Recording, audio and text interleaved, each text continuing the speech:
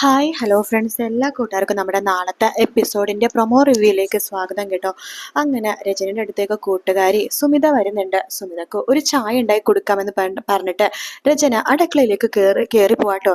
രജന ഇല്ലെന്ന് മനസ്സിലാക്കിയ സുമിത വേഗം തന്നെ ഫോൺ എടുക്കുകയാണ്. ശേഷം ആരെയൊക്കെ വിളിച്ചിട്ട് പറയുന്നുണ്ട്, അതെ അതെ, ഞാൻ എൻ്റെ ലക്ഷ്യത്തിലേക്ക് എത്താനായി മഹേഷ് ചന്ദ്രനെ തകർക്കണം, അതാണല്ലോ നമ്മുടെ ലക്ഷ്യം. അതിനു വേണ്ടി ഞാനൊരു മണ്ടി എൻ്റെ ഒരു പഴയ കൂട്ടുകാരിയുണ്ട്, മഹേഷ് ചന്ദ്രൻ്റെ എക്സ് വൈഫാണ്. അവൾക്കിപ്പോ മഹേഷ് ചന്ദ്രനോട് ഒരു ചെറിയൊരു ആഗ്രഹമൊക്കെ ഉണ്ട്. അത് മുതലെടുത്ത് ഞാൻ മഹേഷ് ചന്ദ്രനെ കുടുക്ക് വീണാൽ തലയിലിടാനായിട്ട് അവളുടെ തലയിലിട്ടിട്ട് പോരാലോ എന്നൊക്കെ പറഞ്ഞിട്ട് ഇങ്ങനെ സന്തോഷത്തോടെ ഇങ്ങനെ ഫോണിൽ സംസാരിക്കണം. ആ സമയത്താണ് ഈ സംസാരം കേട്ടുകൊണ്ട് ആകാശ് അങ്ങോട്ടേക്ക് വരുന്നത് കേട്ടോ. ഈ സംസാരം എന്ന് പറഞ്ഞിട്ട് അവര് സംസാരം ശ്രദ്ധിച്ചുകൊണ്ടിരിക്കുകയാണ്.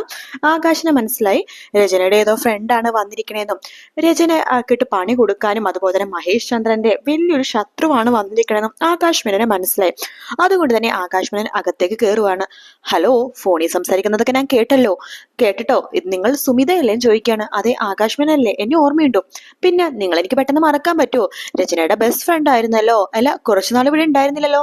അത് ഞാൻ പുറത്തായിരുന്നു, ഒരു കമ്പനിയിൽ വർക്ക് ചെയ്തുകൊണ്ടിരിക്കുകയായിരുന്നു. ഇപ്പൊ ആ കമ്പനി ഇവിടേക്ക് ഷിഫ്റ്റ് ചെയ്തു. അപ്പൊ ഇവിടെ ജോയിൻ ചെയ്തിട്ട് ഇപ്പൊ ഒരാഴ്ചയായി. ഓ, അല്ല, ഫോണിൽ ആരോടെന്ന് സംസാരം? മഹേഷ് ചന്ദ്രനെ കുറിച്ചൊക്കെ ആയിരുന്നു പറയണ്ടായിരുന്നത്. എന്തായാലും മഹേഷ് ചന്ദ്രൻ നിങ്ങളുടെ ശത്രുവാണെന്ന് ഫോണിൽ സംസാരത്തിലൂടെ എനിക്ക് മനസ്സിലായി. എന്റെയും ശത്രു തന്നെയാണ്. ശരിക്കും ഇവിടെ വന്നത് രചനനെ കൊടുക്കാൻ വേണ്ടിയിട്ടാണല്ലേ?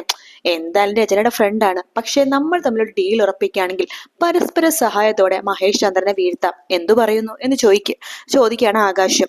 അപ്പൊ സുമിത പറയേണ്ടത്, തീർച്ചയായിട്ടും എനിക്ക് മഹേഷിനെ വീഴ്ത്തണം, അത് മാത്രമേ ഉള്ളൂ എന്റെ ലക്ഷ്യം. ആ കേരള ചാപ്റ്റർ തട്ടിയെടുക്കാൻ വേണ്ടി ഞാൻ വർക്ക് ചെയ്ത കമ്പനി ഒരുപാട് ശ്രമിച്ചതാണ്, പക്ഷെ പറ്റിയില്ല. മഹേഷ് ചന്ദ്രൻ എന്തെങ്കിലും പറ്റുവാണെങ്കിൽ കേരള ചാപ്റ്റർ വീണ്ടും വെക്കും. അപ്പോ ഞങ്ങളുടെ കമ്പനിക്ക് വാങ്ങാലോ. അല്ല, ആകാശ് മേനോൻ എന്റെ കൂടെ നിന്നിട്ട് അവസാനം കാല് വാരിയ ഞാൻ എന്ത് ചെയ്യും? ഒരിക്കലും ആകാശ് മേനോൻ കാല് വാരില്ല. കേരള ചാപ്റ്റർ അവനെ കിട്ടരുതെന്ന് എനിക്ക് ആഗ്രഹമുള്ളൂ, കാരണം അവന്റെ പൊതു ശത്രു ആയതുകൊണ്ട്. നിങ്ങളുടെ അടുത്തേൽ എനിക്കൊരു കുഴപ്പമില്ല. പിന്നെ മഹേഷ് ചന്ദ്രൻ അവനില്ലാതാവണത് എനിക്കും സന്തോഷം തന്നെയാണ്. പക്ഷെ അത് എങ്ങനെ നമ്മൾ പ്ലാൻ ചെയ്യും? അപ്പോഴേക്കും രചന അങ്ങോട്ടേക്ക് വരുന്നുണ്ട്. രചനയുടെ സംസാരിക്കുന്ന ചെറുതായിട്ട് ഞാൻ ശ്രദ്ധിച്ചു കേട്ടോ. അല്ല, നിങ്ങൾ തമ്മിൽ എന്താ സംസാരിക്കുന്നുണ്ടായിരുന്നു രചന ചോദിക്കുമ്പോ, ഒന്നുമില്ല, നിന്നെ നന്നായിട്ട് നോക്കണമെന്നൊക്കെ ഞാൻ പറഞ്ഞ് മനസ്സിലാക്കുമായിരുന്നു എന്നൊക്കെ പറയാണ്. രചന ഒരു പൊട്ടിയായത് കൊണ്ട് തന്നെ അത് വിശ്വസിക്കുകയാണ്. എന്നാ ഞാൻ ഇറങ്ങട്ടേടി, ഞാൻ നിന്നെ വിളിക്കാം എന്ന് പറഞ്ഞിട്ട് സുമിത പോണ സമയത്ത് ആകാശ് മേനോൻ പറയണ്ടല്ല, സുമിത കാറിനാണോ വന്നത്? അതെ, വേണമെങ്കിൽ ഞാൻ ലിഫ്റ്റ് തരായിരുന്നു. ഓ, കാറിനാ വന്നത്, അതുകൊണ്ടാ. ശരി എന്ന് പറഞ്ഞിട്ട് അവിടെ നിന്ന് അങ്ങോട്ട് പോകുവാണ്. ശേഷം സുമിതനെ ഫോളോ ചെയ്യാൻ വേണ്ടി തന്നെ ആകാശ് മേനോൻ വിചാരിക്കുകയാണ്. അങ്ങനെ ആകാശ് മേനോൻ സുമിതനെ ഫോളോ ചെയ്ത് മൊബൈൽ നമ്പറൊക്കെ വാങ്ങിച്ചെടുക്കണ്ട്. പിന്നെ അവർ പരസ്പരം സംസാരിക്കുകയാണ്. രചനയെ മുന്നിൽ വെച്ചുകൊണ്ട് മഹേഷ് ചന്ദ്രനെ കൊല്ലണം, അതാണ് അവരുടെ ഉദ്ദേശം. അത് താൻ ഏറ്റോളാന്ന് സുമിത വാക്ക് കൊടുക്കുന്നുണ്ട്. അങ്ങനെ സുമിത വാക്ക് കൊടുത്തോണ്ട് തന്നെ ആകാശ് മേനോൻ വലിയൊരു തുക സുമിതക്ക് ഓഫറും ചെയ്യുന്നുണ്ട് കേട്ടോ. അങ്ങനെ സുമിത ഭയങ്കര ഹാപ്പി ആവാണ്. അപ്പൊ സുമിത വന്നിട്ട് രചന അടുത്ത് പറയണത്, നമുക്ക് മഹേഷ് ചന്ദ്രനെ സ്വന്തമാക്കാൻ വേണ്ടി ഒരു ചെറിയ പ്ലാൻ ഉണ്ട്. അയാളുടെ വണ്ടി ചെറുതായിട്ട് നമുക്ക് എവിടെയെങ്കിലും കൊണ്ടുവന്ന് മുട്ടിക്കാം. അയ്യോ, അത് വേണ്ട, മഹേഷിന് എന്തെങ്കിലും പറ്റിയാലോ എന്ന് രചന പറയുമ്പോൾ, ഒന്നും പറ്റില്ലടി, ചെറിയൊരു ആക്സിഡന്റ്, പക്ഷെ നീ തന്നെ ഹോസ്പിറ്റലിൽ കൊണ്ടുപോയിട്ട് പരിചരിക്കണം. അങ്ങനെ നീ മനസ്സിൽ ഇടം നേടണം. അതൊക്കെ സാധിക്കുന്നേ. അവിടെ യാത്ര മുടങ്ങുകയും ചെയ്യും. നിനക്കിപ്പോ അവിടെ യാത്ര മുടങ്ങണം, നിനക്ക് മഹേഷിനെ പരിചരിക്കണം. ആ ഒരു പ്ലാൻ നിനക്ക് ഇഷ്ടമാണോ? ഒത്തിരി ഇഷ്ടം ഈ പ്ലാന്. പക്ഷെ മഹേഷിന് വലിയ അപകടമൊന്നും പറ്റരുത്. ഇല്ലടി, വലിയ അപകടമൊന്നും പറ്റില്ല എന്ന് പറയണം. പക്ഷെ ആകാശിന്റെ സുമിതരം പ്ലാന് മഹേഷിനെ കൊല്ലാൻ തന്നെയാട്ടോ. അങ്ങനെ മഹേഷിനെ മനഃപൂർവ്വം വണ്ടി ഇടിപ്പിച്ചിട്ട് ആക്സിഡന്റ് ആക്കാണ്. വലിയൊരു ആക്സിഡന്റ് തന്നെ മഹേഷിനെ സംഭവിക്കുന്നത്. ശരിക്കും രചന ഷോക്കായി പോകുന്നുണ്ട്. രചന രക്ഷിക്കാൻ വേണ്ടി ഓടി പോകുന്നുണ്ട്. മഹേഷിന്റെ വണ്ടി ആക്സിഡന്റ് ആയിട്ട് മഹേഷ് വണ്ടിയിൽ നിന്ന് തെറിച്ചു വീഴുമ്പോൾ രചനയാണ് ഇത് ആദ്യം കാണുന്നത്. രചന ഓടി മഹേഷിനെ രക്ഷിക്കാൻ പോകുമ്പോൾ കൂട്ടുകാരി പിടിച്ച് വലിക്കാണ്. വേണ്ട, നീ രക്ഷപ്പെടുത്തണ്ട, ആൾക്കാരൊക്കെ വന്നാൽ പ്രശ്നമാകും എന്ന് പറഞ്ഞ രചനനെ കൂട്ടിക്കൊണ്ട് പോകാട്ടോ. അങ്ങനെയാണ് മഹേഷിന് ആക്സിഡന്റ് പറ്റുന്ന സീൻ കഴിഞ്ഞ ആഴ്ചത്തെ പ്രൊമോയിൽ കാണിച്ചത്. അത് അവിടെ നിൽക്കുമ്പോൾ നമ്മുടെ നാളത്തെ പ്രൊമോയിൽ കാണിക്കുന്ന മെയിൻ ആയിട്ടൊരു സീൻ ഉണ്ട്. ഇഷിതനെ കാണാൻ വേണ്ടി ഡോക്ടർ ദേവിക വരുവാണ്. അങ്ങനെ ഇഷിതയാണെങ്കിൽ പേഷ്യൻസിനെയൊക്കെ നോക്കിക്കഴിഞ്ഞിട്ട് വെറുതെ ഇങ്ങനെ ക്യാബിനിൽ ഇരിക്കുന്ന സമയത്ത് അവിടേക്ക് നേഴ്സ് വരുവാണ്. ഇഷിത ഡോക്ടർ കാണാനൊരാള് വന്നിട്ടുണ്ട് എന്ന് പറയാണ്. പേഷ്യന്റ് ആണോ എന്ന് ചോദിക്കുമ്പോൾ, എല്ലാം അതും ഒരു ഡോക്ടറാണെന്നാ പറഞ്ഞത്. ഡോക്ടറോ? എന്തായാലും വരാൻ പറ എന്ന് ഇഷിത പറയണം. നോക്കുമ്പോ ഇഷിത ഞെട്ടിച്ചോണ്ട് ദേവിക ഡോക്ടറാട്ടോ. അവരെ കാണുമ്പോൾ തന്നെ പഴയ കാര്യങ്ങളൊക്കെ ഒന്ന് ആലോചിച്ച് പോവാണ് ഇഷിത. അപ്പോൾ ദേവിക ഡോക്ടർ അല്ലേ? അതെ, എന്നെ മറന്നിട്ടില്ലല്ലേ? എനിക്ക് എങ്ങനെ മറക്കാൻ സാധിക്കും? എന്റെ ജീവിതത്തിലെ ഏറ്റവും വലിയൊരു കാര്യമാണല്ലോ ഡോക്ടർ എന്ന് പറഞ്ഞത്. ഡോക്ടർ ഇരിക്കൂ. അല്ല, ഡോക്ടർ നാട്ടിൽ വന്നോന്നൊക്കെ ഞാൻ അറിഞ്ഞായിരുന്നു. അല്ല, എന്താ ഡോക്ടർ നാട്ടിലേക്ക് വരാൻ? ഇവിടെ ഏതെങ്കിലും ഹോസ്പിറ്റലിൽ മാഡം ജോയിൻ ചെയ്തോന്ന് ചോദിക്കുമ്പോൾ ഇല്ലില്ല, എന്റെ മോളുടെ കുറച്ച് കാര്യങ്ങൾക്ക് വേണ്ടി ഇവിടെ വന്നതാണ്.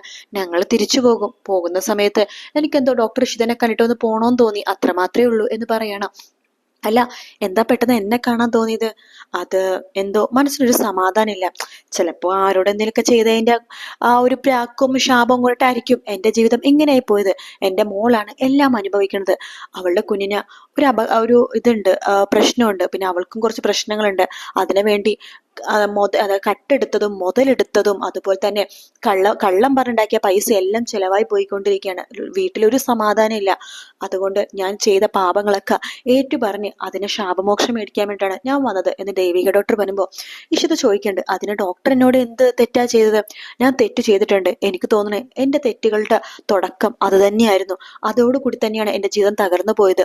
കാരണം അങ്ങനെ ആയിരിക്കുമല്ലോ. കാരണം ഡോക്ടർ ഇഷിതയുടെ വീട്ടുകാരൊക്കെ ഒരുപാട് അന്ന് വിഷമിച്ചതല്ലേ. അപ്പൊ ആ ഒരു വിഷമത്തിന്റെ ആ ഒരു കണ്ണീരിന്റെ ശാപം എന്റെ തലക്ക് മുകളിൽ ഉണ്ടാവും. പക്ഷെ എന്നെക്കാളും അത് അനുഭവിച്ചത് എന്റെ മക്കളും കൊച്ചുമക്കളാണ്. അതുകൊണ്ട് ഡോക്ടർ ഇഷിത എന്നോട് ക്ഷമിക്കണം. ഞാൻ നിങ്ങളുടെ കാല് പിടിച്ച് മാപ്പ് പറയാണ്. എന്തൊക്കെയാ ഡോക്ടറെ കാണിക്കണത്? എന്താ കാര്യം പറയൂ എന്ന് പറയുമ്പോൾ ഇതൊരിക്കലും ആരും അറിയരുതെന്ന് ഞാൻ ആഗ്രഹിച്ചതാണ്. പക്ഷെ എനിക്ക് ഇപ്പൊ തോന്നുന്നു ഇത് ഡോക്ടർ ഇഷിത അറിയണം. എനിക്ക് ശാപമോക്ഷം കിട്ടണം. അതുകൊണ്ട് ഞാൻ ഡോക്ടർ ഇഷിതടുത്ത് സത്യങ്ങളൊക്കെ പറയാൻ വേണ്ടി വന്നതാണ്.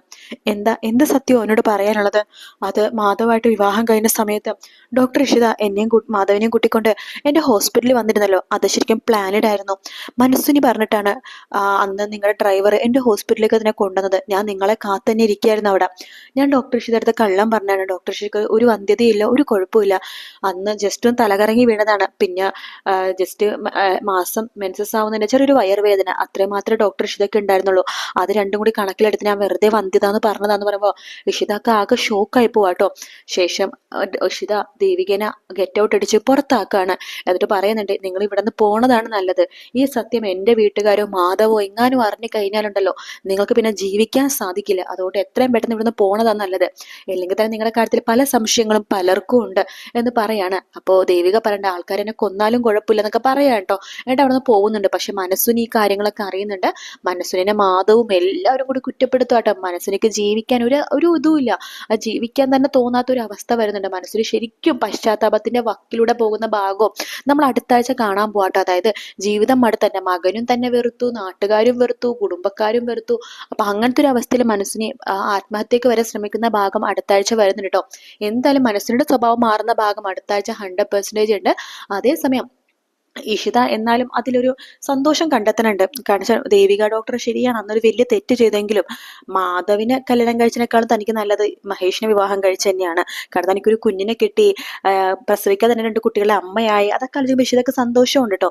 എന്തായാലും നല്ല അടിപൊളി ഭാഗം തന്നെയാണ് നമുക്ക് ഇനി വരാൻ പോകുന്ന ആഴ്ച കാണാൻ പോകുന്നത്. വീഡിയോ ഇഷ്ടപ്പെട്ടാൽ ലൈക്ക് ചെയ്യുക, സബ്സ്ക്രൈബ് ചെയ്യുക, കമന്റ് ചെയ്യുക. മറ്റൊരു വീഡിയോ ആയിട്ട് വീണ്ടും കാണാം. Take care.